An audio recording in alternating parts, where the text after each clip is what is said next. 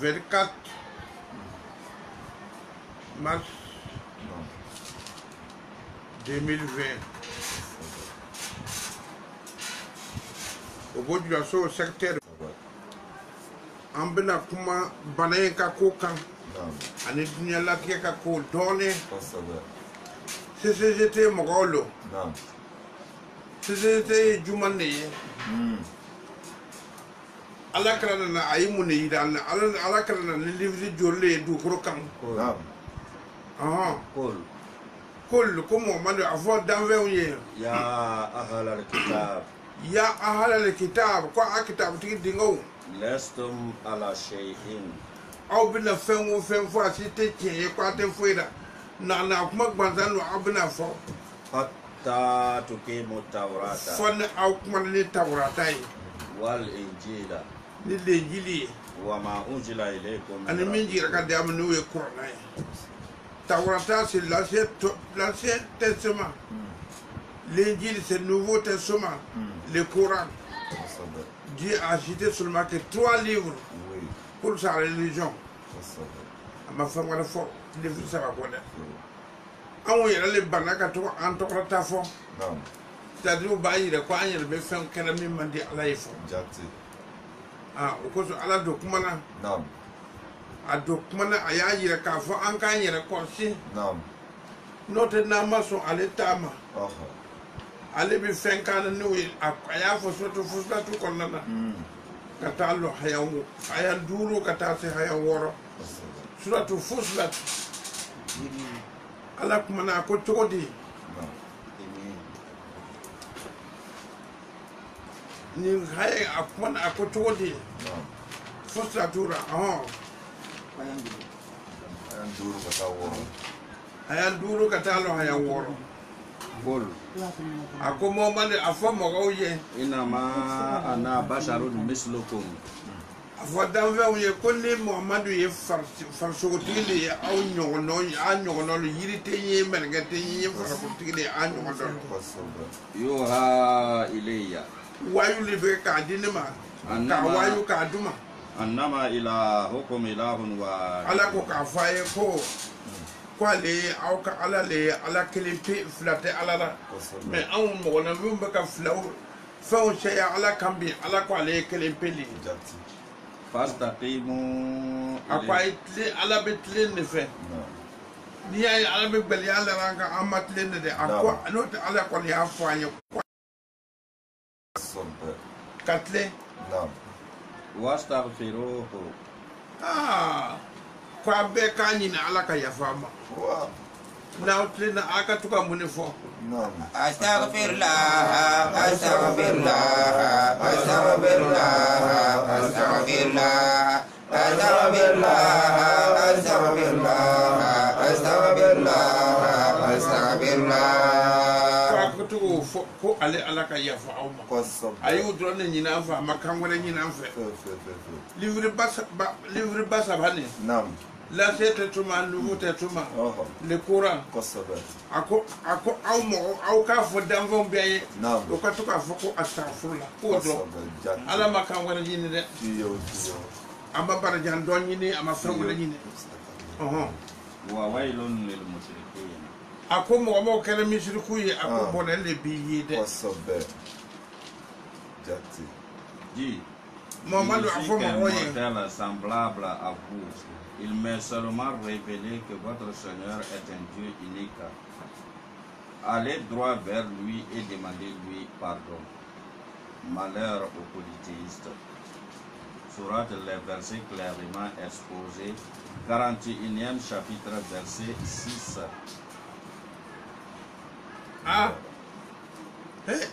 Hallelujah afone akwankatle alema de ankatle alema est-ce que amutle nawa ayi amakule bo amatle ngo bana kuntan fila anka ko jogo sisa joni na ni banani ye awnu ya to banani kawuri kosobe fembe fen kuramante do abe korma jati abe abana na la mara abiuli maintenant entourage qui farfonna katle ati wuli de ma fo gouvernement ma doke de ayi uyu ka gouvernement bara wole ke kosobe mais ni wulu ti loi le ta ka ira na ka tlewo ka loi buranka am ko anga tlewo biti bisi avec bele tawa ati bele yo ka to ala olu banka ko anga tle ala ko anga tle wulu foni ala deme amasa ya ko anga tle esigi ni bi wuri wa ati wuri ha wotu ma jone banane wuti sa an yere le ya wura an yere lo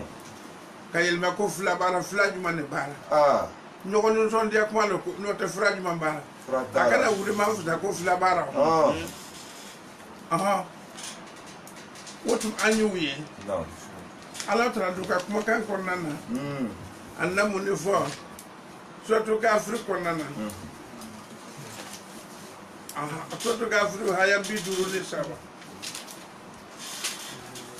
katalo haya bidur ni nanena ala e bone fo anye bona fu abu yele mena ko dog ko ala kra kun sigi be ko na de ko ka abota abi ngalon kuma bien kuma fabriquer ni kona kuma yele le ni mini no fo la we mo ko so ban ni muro diraw non fasbir como madu sabarde inna wa'ada allahi haqqun ala ka kuma min fo ala ka wadu be kele yi sabale anamande ay sabale de ala ka kuma be kele de wastaghfir li zanbika afo ala ka yafa ima mo balle ko abibe ka afo ko anamande ngere be ka tuka afo astaghfirullah astaghfirullah astaghfirullah astaghfirullah astaghfirullah astaghfirullah astaghfirullah ko mama afo ko ala ka yafa ima kosobe ni ka jurumu bana nam kungoti nadu atina feo nimbo na min flan kan bita ju an ka jurumu lodo olo an ka ke walwolo kosobe an yere te nyogo fe ala do ko na an te nyogo ale ba an to nyogo ni mi ya an soro an yere ya do nyogo kosobe no te fe wona te ala te ba mo ma c'est pas un dieu méchant oui an be nya tu ma yu be fo nam wotu anyu ye wasabi bihamdi rabbika mo man lemne ko iti ala nam aw akatando wo bangula kosobe wa shi walika soma ani wula fe kosobe la ilaha illallah la ilaha illallah la ilaha illallah la ilaha illallah la ilaha illallah Kanye. Hallelujah, hallelujah, hallelujah, hallelujah, hallelujah, hallelujah. Oh, anu ka ba masisa. Dai la forme mi tedo kono. Chrétien ka ba masisa. Lu ya forme o ka église ura. Naam. Muni bi bonne cham. Foi ta sa ma fi. Yanga to ka nyon corriger. Gouvernement nous fera ka to ko encourager kosobe ka to ka fama aita loi leni nam bo si sa ama loi sama ama ankara ka ndo loi fe kiaw bi kiaw ni na obo dinga na ama kuma wala obukera muso bo ka bi o dabra nyo dara ama kuma wala yo awa si sa aba ngbana ko anga donga tala ko misiri ko datu obo ni na misiri le ko na ayi yo tuta ngwa ba ni yoro lo o ma yoro lo foka shamburu daira ka di nyogo ma obey o ma kuma o sife yo loi ma kuma o ka la sisa yene sa ambe borla ka nyogo nyini ko loi ko mo ka don ler na ko mo ka don ler now ti encourager ka koro ka encourager o esi atibise ni ma wa atisa ma fe o anana siama akwa borda ando bina mun ka sisa Sois constant. La promesse de Dieu est vraie. Demande pardon pour ton péché. Célèbre soir et matin les louanges de ton Seigneur. Sourate, celui qui pardonne, 40e chapitre, verset 55.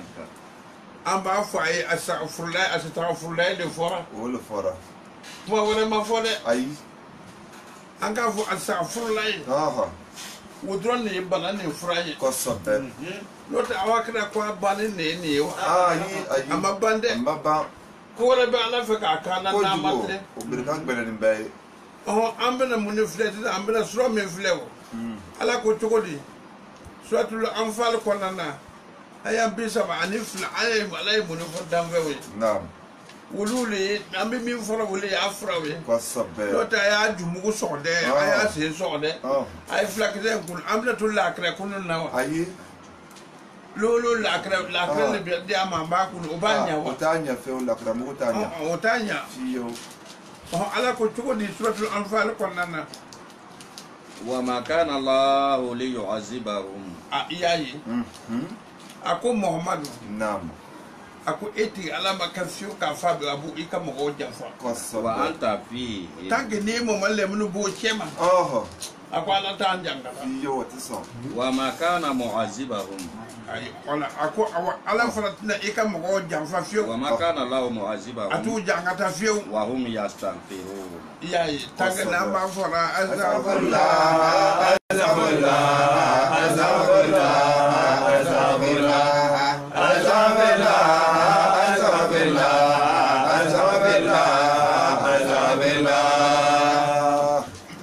kornanda era ka kra ko tigi yara mo fe amoti kornamba ni fawi ala man ndo ala ka wodo ala kra dara fio ay sigi fande to ada kwa ko le fodam fawi jati tange ko na bu ko ala tanja nam est ce que ambo ka wa ayi ala kra wodo asigi far fone ama foko sel ba andron ne ba ke de fio ibi sel weti sel wo aka fodro asa fonla jati bon na so gouvernement l'autre ni loi ni enfant anga to ka akao est-ce que abise bi ma atisa ma feo mais ni bi na si ana ka tema kwanga na farnyo ka ka shaya ko ka misiri udatu forate ka église udatu ko or que suku fe jama ka sia église jama ko jugo ama kuma o fe su fe jama ka sia misiri jamae jati aw mak mo fe yo ani barugo bar yere jama ka ci aw biye gouvernement yere ka fengela ensemble no na jama ko le dewa a jama ka cha an wo sumara kun no ba lu le nyon ka ta amba ci nyon ka lote mo wan alu ka cha we ka cha aya fu asafurla ibi selwo iti selwo ni ne ka fray no te bala mi ni na gouvernement yere ko anka san nam kwa ba fi na ma warta an fe afiyo ibi sa ya wa fra bo fra tara de ni sa ya ka kunu pour que kana sa iba fra bo ta so resi ati so de fiyo be ka ba mande ko ba fo dunya biye asafurla nam ibi selwo iti selwo nam asafurla ba ma oma ko sabe na la so na alu na kisi ko sabe ma fo atuna sa da akon me na sa jati na autina nyanga me ka sata ko sabe aya famu wa nam mais Dieu ne veut pas les châtier alors que tu es au milieu d'eux. Dieu ne les châtie pas quand ils demandent pardon.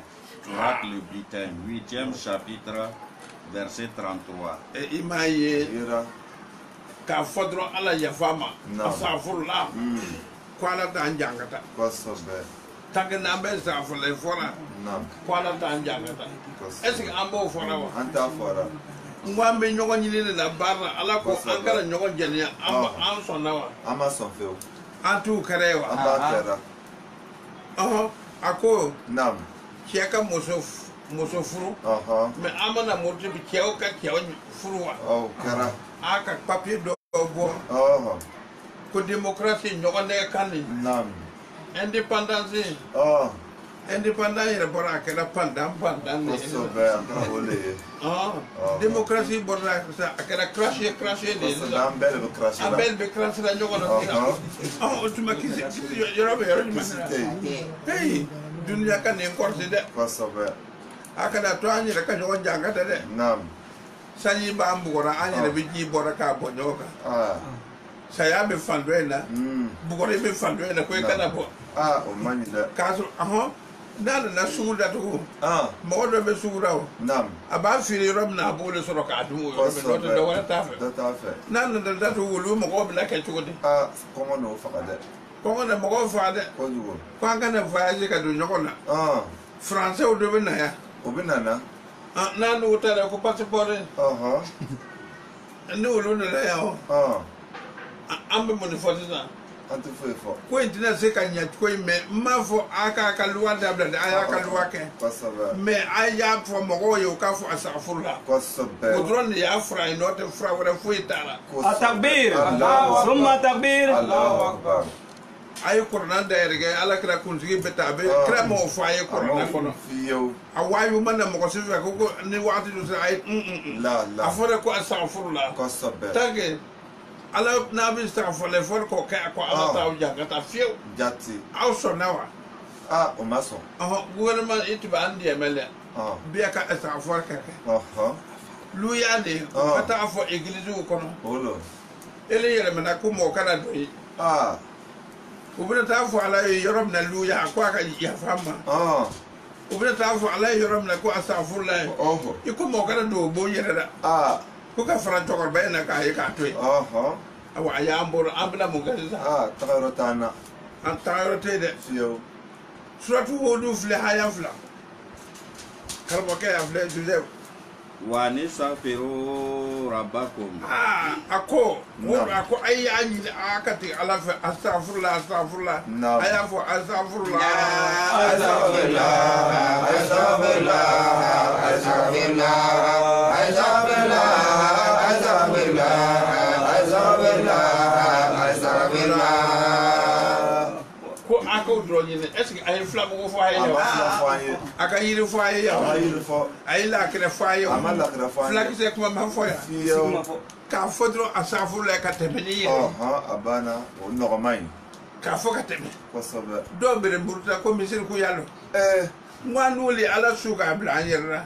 Kosɛbɛ. Baara sɔrɔla dɛ. A sɔrɔla. Ka sɔrɔ kana to k'e maga dɔ ko ka ala kɛra ko ka kɔrɔna filɛ ko ala kɛra kunsigi bɛ farinya kuma. O ye kɔrɔna kura ye kɛ n'o tɛ n'e ka taa kɔrɔna kura san sugu la. K'a dayɛlɛ tɛ kunsigi yara ye. Hali mɔrisi t'a ye. Mɔrisi t'a yara. Kosɛbɛ. I yɛrɛ tɛ kɔrɔna kɔrɔ n'e y'o yɛrɛ ta yanni i ka kunsigi yɛrɛ ɲini k'a sɔrɔ a n'a bɛ kɔrɔ. I yɛrɛ ta si de ma kari ka ben ye. An karamɔgɔ a b'a fɔ. Summa tubu ilayhi. O tuma n'a ko. Naam. Astagfirullah. Astagfirullah. Astagfirullah. Astagfirullah. N'a y'o fɔ ko na a ka tila ka tubi ka taa tigɛ ala. Kosɛbɛ. A ko a ka tubi le dɛ. Naam. N'o tɛ hali n'a y'o fɔ n'a ma tubi. A tɛ dabila dɛ. A tɛ dabila. Nka n'a tubira a bɛ dabila. Kosɛbɛ. N'o tɛ Yumati'ukum mata'an hasanan. o tuma ala fɛ bi yafa aw ma. Yumati'ukum. Ala ko a bɛna aw daamu ta. Mata'an hasanan. Daamu tara min cɛ ka ɲi. N'a sɔrɔ n'a sigi fa a fɔ a ma. Ila ajali ka taa se. Lajali ma b'o sama n'a sɔrɔ n'a sigi fa a fɔ a ma juma de fɔ aw ye. A y'a bɛɛ fɔ. Est-ce que nin bɛ pharmacie kɔnɔ de wa? Ayi pharmacie tɛ. Ordonnance le dini bɛ ma. Kuma le fɔli b'i ye dɔrɔn k'a fɔ ten dɔrɔn astagfirullah. Dunuya bɛɛ. Naam. Amérique wo mun fɛnsi. Fila bɛ yan o ye ka filaw ta dɔrɔn k'i yɛrɛ ɲɛnabɛ n'a ye dɔrɔn n'o tɛ yɛrɛ la astagfirullah le bɛ olu b'an kan ye. Kosɛbɛ. O de y'a fila ye. O de y'a fila ye. Jate. Wa yu'ti kulla zi fadlin fadlahu. Ko ni aw sɔnna k'a kɛ Amérique. Naam. France jamana a y'a mɛn dɛ. O b'a mɛn na. Burkina yɛrɛ a y'a mɛn dɛ. O b'a mɛn na. Ko n'aw sɔnn'a ma. Kosɛbɛ. Min ka fisa min ye a bɛ bɛɛ ka place di a ma. Jate. Président n'a ka place sɔrɔ nɔgɔya la. Jate. Ministre n'o t'a sɔrɔ nɔgɔya la. Kosɛbɛ. Commerçant n'o t'a sɔrɔ nɔgɔya la. Kosɛbɛ. An min ye tɛ dɔ la. An tɛ dɔ min na an n'o fana sɔrɔ nɔgɔya la. An na dɔ sɔrɔ. An ka sigi yɔrɔ kelen. A tɛ nin ye wa. Awolo. Yalo a ma nɔgɔ an n'o kɔni ma. A ma nɔgɔ an ma dɛ. Su ka ko an kana bɔ ka yala. A ma ɲi dɛ. Bon a ye dɔ dun tɛ fisaba di ma ni gbɛn ye. N'u y'i sɔrɔ u ni ti ba. I fana ko i tɛ ɲɛma lɔ ka sigi. I ma ye wa. I tɛ ɲɛma lɔ ka sigi. Faama ko a ka sɔrɔ sugu ma. A ye ɲɛmalɔbaliya filakisɛ tɛ da a ye mɔgɔ ma sɔrɔ a y'a ju cogo di. Mananbere b'a bolo mananbere mɛ n'u y'a lajɛ kɔrɔ i bɛ kale. Kosɛbɛ. aya to nganya mal alti afo kuna manya malo kwa le bambla nyona kosoba yafo ko ambina nyonga jangata make nyonga jangata yo akera yede no to doctor yao doctor ya te ko banza yi ayi ko gbansanta ko banza yi te banza yi fio doctor ya te banza ko ide fio banza ko ya te banza ko tede puisque banza mo hakra kwa le be ko dolera ima me so be mo ko le bambo aka banza ni kosobe docteur ya ala ya dikra mo ma fakada di moyizi ma kwa ka docteur wole kwa le bida londo ma kosobe ale ubita ko go fle ka ta bonya de fle ni bana be ko go bora kalon ni mboko ni mi fleta ko bana bara jati ala yo be fo me ala ni be fo de ako ni be fo de naam me aya foko azafurla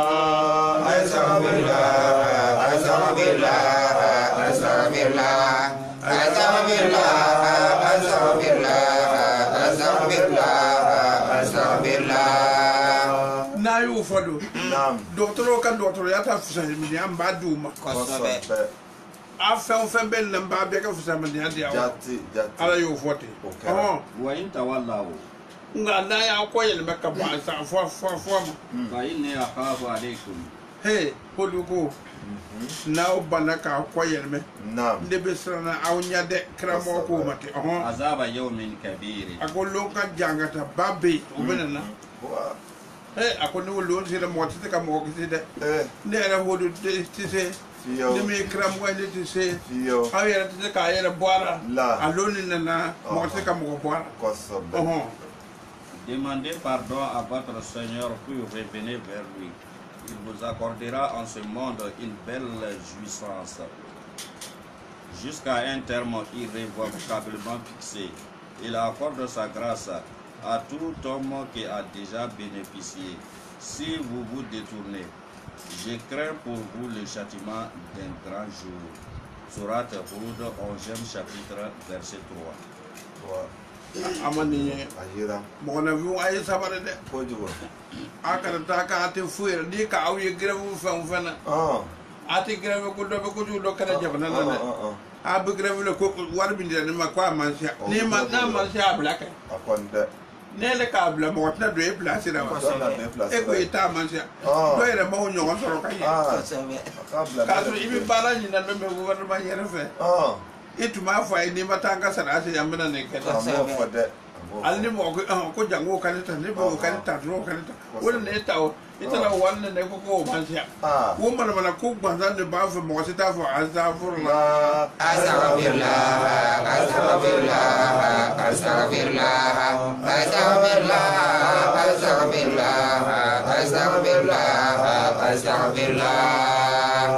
ni patron min ba fo ibi ke ka barada min daire ibe fiu ati be tange nele ka barada ne ka tuka barada umbla obutuka wolifu abesoro ka barada bla so kama abaza abisi farfo wula fa ba fo ka so ka aka barada bla ka nyina antiga la ya fa amma ne ka barada ne ka to aka marse fe ayi wolifu ko yuti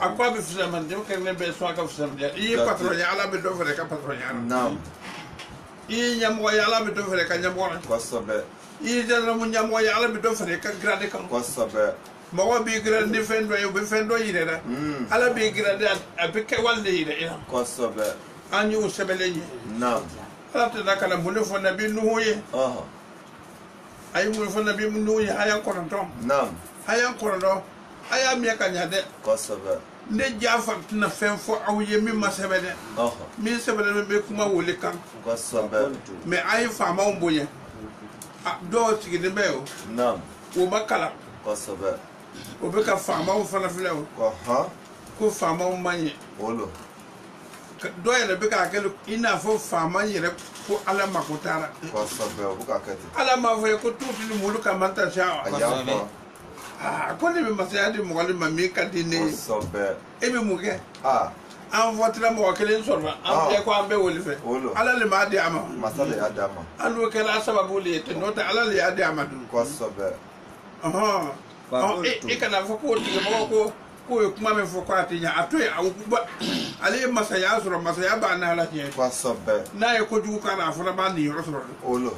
itiki far fo dro ho فقلت nabi nuhu ko ali ya fa ka mo ale ko استغفروا ربكم nabi nuhu ya ka mo ko laji Naam.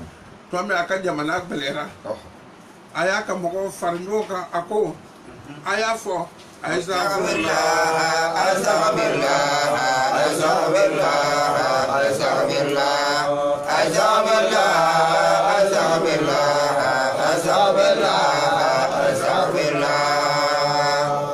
obe aw fa qur'ana kono sura nuhu haya kono na إنه كان كفارا salo ko ale ti ala kana iba aye Kwasobe. ama fo ina o kafara ko kana Jate. abetele Abitini. Kwasobe. jaju abejuru muli yafa Kuma. ni ka kojugu ke Naam. ikatawra ka kojugu ama fo tukura ka kede ikatawra ka ke ka yelme ka fo ala yafa man tumalo Naam. akwa le ba yafa Kwasobe. no te juru muli ba se kana do Olo. ambla ni fo de jogol ti dawo Ah. juru muli ma se ke wo Durumuli buka ansa gante. ambe ka farnya la nyo kan Ah. ko do tro ko to Ah. awura wo ka wiyere ke wo Naam. ka français ke mo ba yo Ah. ko kana ne fula yo Ah. nu tibe fula lon bana ya timbe wuri wa Ate wuri da. mu bana polo ko troka ba wulu boro kana an soro ya Jate. Apolo ko tra bulu fe. anga jel maka tuka ngano tike ya do ko sinu wali yake ko economy be na kwa mo venda borata du ko be na wa Ama be du ko ma be. du ko ma be nde Feo. anka na choroti ya fo Naam. Salamu alaikum. wa alaikum salam usma du ko ma be nde Feo. am bla ko man Naam. anka na choroti ya fo ayo Aha. ko ko julo chebe war so rawo Naam. ko ayi du ko tawa Amata. eti ta se ne ka wa Take. eti na do soro wa Ana dosoro. ni ti ni nya ta ni ke Kwasobe. wotu bu dogri la Olo. ni ya ampanto ya ambla kurama Ah. nu tala dogri la ba Naam. ko muni bira Mm. eti se ka sene barake Ah. eti se ka safana ko be nya to ko di O silati se ba nyada. uyu la nya ka teme Kwasobe. o tuma ngata na angara mo يرسل السماء عليكم مدرارا na o son na ka fo ko azafurla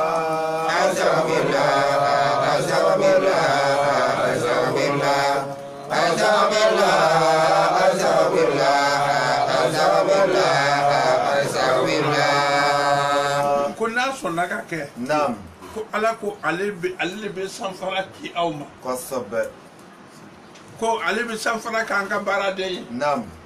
Ya. sanfara ka bonde Akabunde. ko ale be sanfara ka anga kira de Naam. ale be si ka sanfara ki ka na ma Kwasobe. ka be ka sanyi ko ale ala bo ke ويمددكم بأموال aku temne ko anan na for soro Naam. min fora wete Ah. na foro nyini bawo Ah. au ka lo ko isi fare na foro nyini fenni Kwasobe. Ambata. aka lo ko isi farne Naam. na ubek abaka sanyi ni mambe na aufe Kwasobe. abeka na furtigule Olo.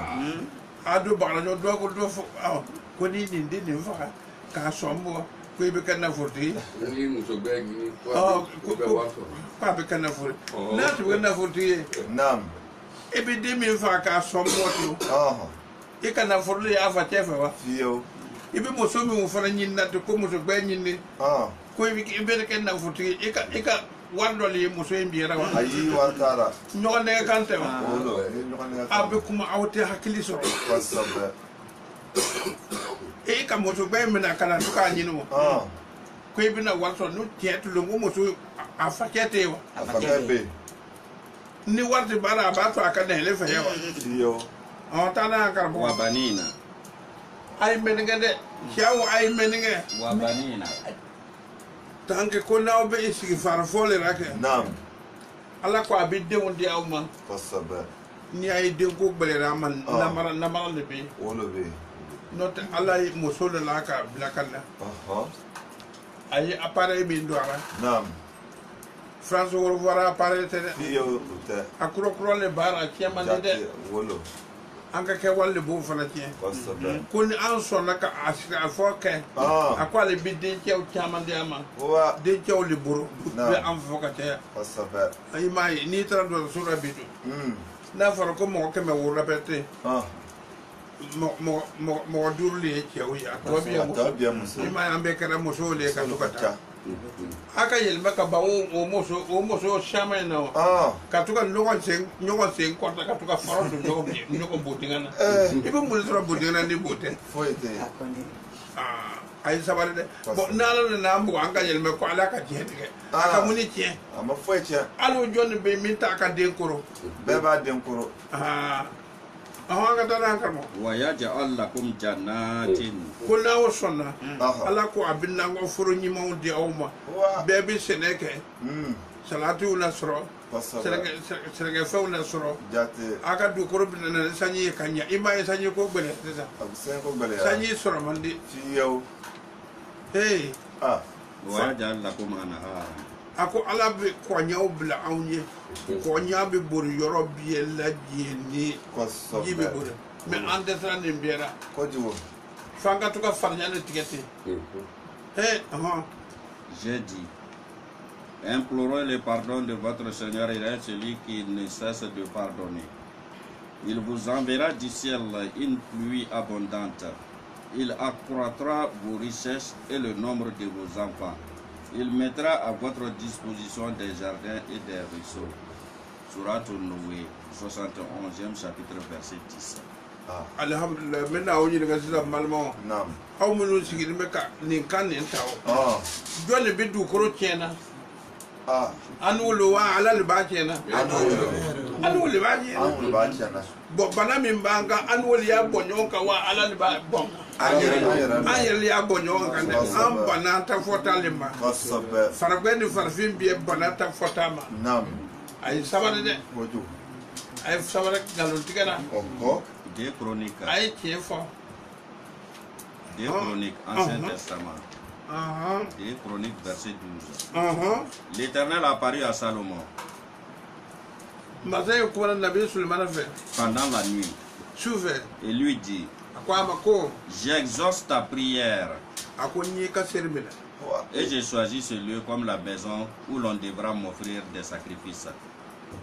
ka worman ka ye bo sura ukaka kata sacrifice ke somina Quand je fermerai le ciel ninka sanfara datu pe et qu'il n'y aura point de pluie, sanyete quand j'ordonnerai aux sauterelles mena di ordre sutralima de consommer le pays, wotmana aka jamana consommer quand j'enverrai la peste parmi mon peuple, akon na fetu yerge nka jamana kema tumami si mon peuple sur qui est invoqué mon nom s'humilie, yayi ne alaka to ne alaka to Naam. ne asonna amma be munke prie et cherche ma face kanera ala nya jati nyine et se détourne des mauvaises voies, ka kanjugu bela jendabla je l'exaucerai des cieux.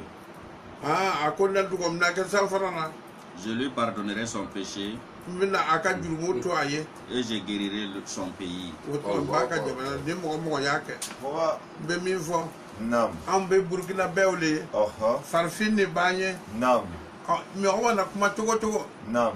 ibe kuma duniya biya kan Kosobe. me be kan garla iyere ka jamana e Jate. an ka jamana mo ala ka o ben kelema Amen. o kana ke bandi wiye Fiyo. ay son ala tama Naam. na so nama Naam. president bil afia anu yere bil afia Jate. anu ko anti so andu ti se alera ha amake independence ya kere pandam banande Kosobe. anu ko anti so andu ti se alera Fiyo. ini flanguru kera o ale bi se ke ta ke be ele ti se ala imalo ito korna bolu ka saya Atona guru de.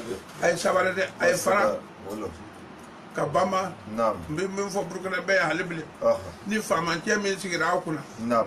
aya respecté Kosobe. dal ta turu tebre do wala bidda Naam. abu fana respecté abil afia Kosobe. alu ko atabla le ko atabla joni bi da sigi Abdullah. jota le be duguya Mokosita taw. wotma afrika bama astaghfirullah fama Kosobe. ibi seru iti seru halni bi joso kono afwa astaghfirullah foka Afo. jowo jotewo a yoro biela jeni ala wata tali Kosobe.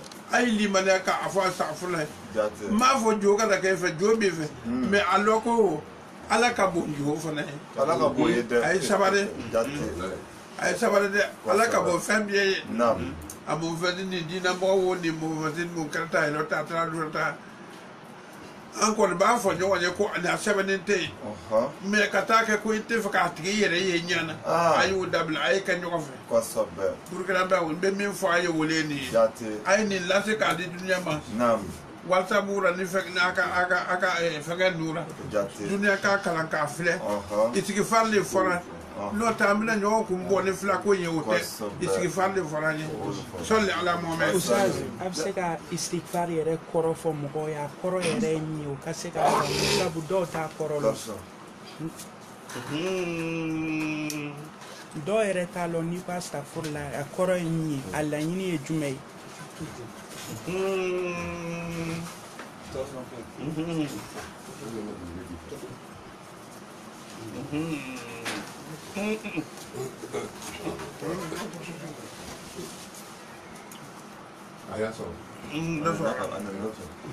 astaghfirullah ko Naam. mo warate mo gonne kante Yo. mo bo kante La. astaghfirullah de ba nyine ala ka yafama Abana. astaghfirullah ala yafanne ma Abana. astaghfirullah ala yafama Kosobe. mo warate Yo. Kosobe. ni na ne aini adola astaghfirullah ne ba nyine ala ka yafama astaghfirullah oh esi aka jone ne Amal. Masina. dobe lon be ko kana fale ka lu kono ya lu be fe wa Ta fe. ñoxone kan ne ambe to kan ñoxone ko ta lu no ta ngoy bi na saka to Abisa sona. dore ta lu do ta lu no ka koro ye fala Kosobe. ay sabar de Jate. ay sabar de burkina be ay sabar de Wolo. nu ko aka dun kala ay dun kala na du na kala aw yerle bi na lafia Kosobe. o ibona famantie yi gbe ta ni kumboro ka boki be ki ka moto che joni o se yere mo Yere lo ya se yere mo. atuma fa nanga furu se ko ta to so kono Ta to ifeso. ta to so kono notre ko imbe yoro mer sisan Naam. docteur ci tara de Ayi. docteur bo ka docteur lon ke me wote ala ka lon ke Yo. notre balani mbolo yoro mi aba bo ala le fe yo Abara le fe. o ko do e ko ya bo journal la ko jamana do ya fabriquer ko e bala ki sen taka fa ndoka ko e bala ki sen bo mi wulu tali bala ki sen ye Tata. ci e kuma wote nyogon de kan ka nyogon du sug mang baza Wol drono. ali be ala ka ande ay ta sabar de beso ay sigi far foke Kosobe. ay fo ko ala ka ya fauma Naam. aka yafa ini ka lukon mo ko maka yafa ndi baya maka yafa sulame jama biela jen mo na la to na mambe wata akala kono tuka farya tigede kata hadisa kuma uta ka tuka fo ko ala kala kunzigi ba abiya ngalo kuma lo de ngalo kuma lo de ala kala bodbe kala kunzigi do eta corona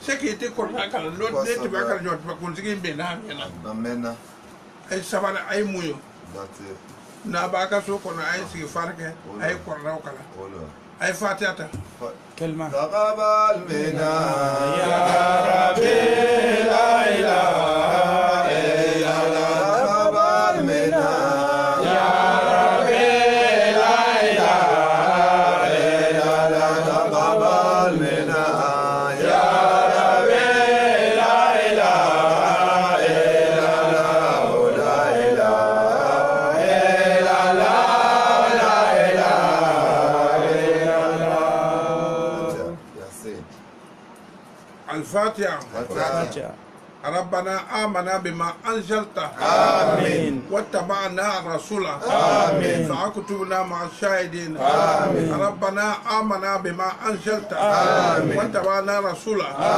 فاكتبنا مع الشاهدين ربنا افتح بيننا وبين قومنا بالحق وادخل الفهم ربي على كفونك أنت كن على كراكم قصبت. أها